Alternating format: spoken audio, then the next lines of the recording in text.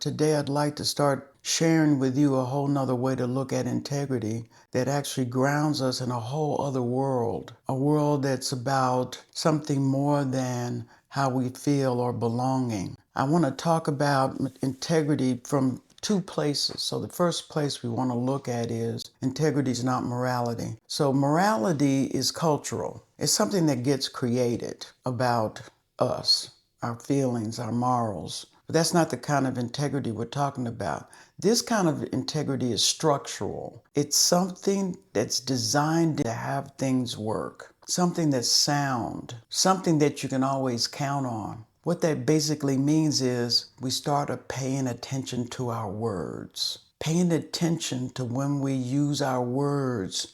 Do those words match the world that we're creating? For example, if I'm out playing a game, let's say it's baseball or football or whatever game it is, I've got to follow exactly the way it's designed for it to actually work, where the people, when they're watching the game, can count on the game. But structurally, it's sound. It's designed. That's the way we want to start looking at our life and our world. So it's about, in your life, does it work inside and out? So you're not just looking externally, you're looking from within. Before you begin to create that world, there's a conversation you're already having about it. And once you get it to match, then we can say that your words and your walk have integrity. I say too, and I do too. There's also a fallacy about integrity. The fallacy is that all of a sudden, all this integrity goes out.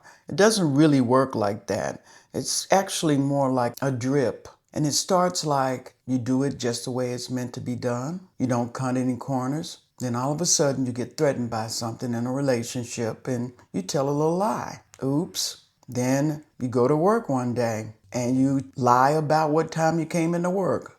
Oops. Then you go pick up your kids and you're 2 minutes late.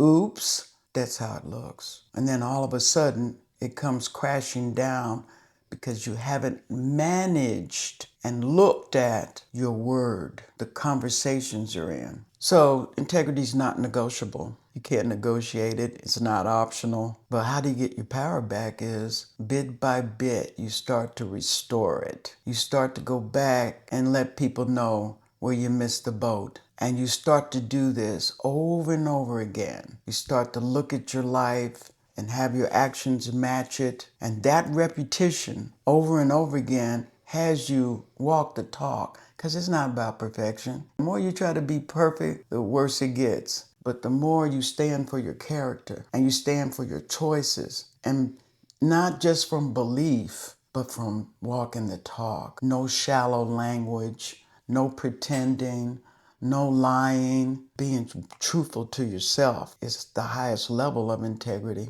So I'm hoping that you got a lot of value out of this and you start to look at it in your own life and begin to grow and begin to see that anything's possible if you're in communication. Self-honesty is where you really want to be, because in that world, you can start to see how it works with you and then begin to get some power, some real power. But let's look at something that's where it's really, really going to cost you if you don't pay attention.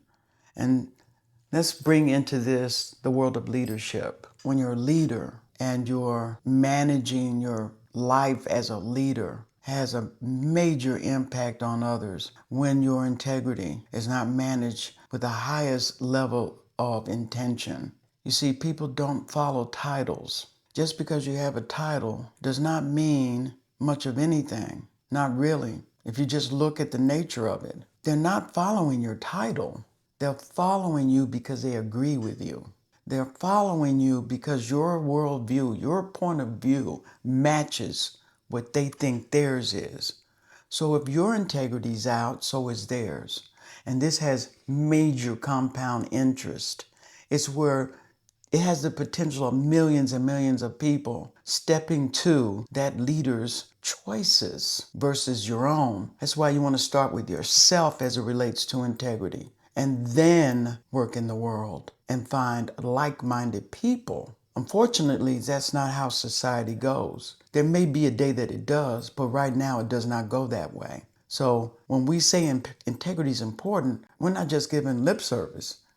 It really is. Your word is creating a world out there. But when a leader stops and does what we just said, you talk about a world of trust begins to emerge. I'm talking about real trust. I'm not talking about feelings or emotions. I'm talking about, it's like oxygen where you can breathe and you can see a world emerging and impacting possibilities that you always wanted to see. Heaven on earth. The final thing to get here, though, is it's not inspirational. Even though you may be looking at this and you're getting inspired or may see a possibility, we're really talking about integrity that's operational. It's not the fancy speeches on the stage, and we get excited about that, and we love that. Believe me, I love to see a great performance. But this is not performative. This really is about walking the talk. It's structural. It's profound. So I want to leave you with, we do have the possibility of having great societies. And I'm standing in that if you're watching this, you see a new state of possibility for us all. Thank you for being here today.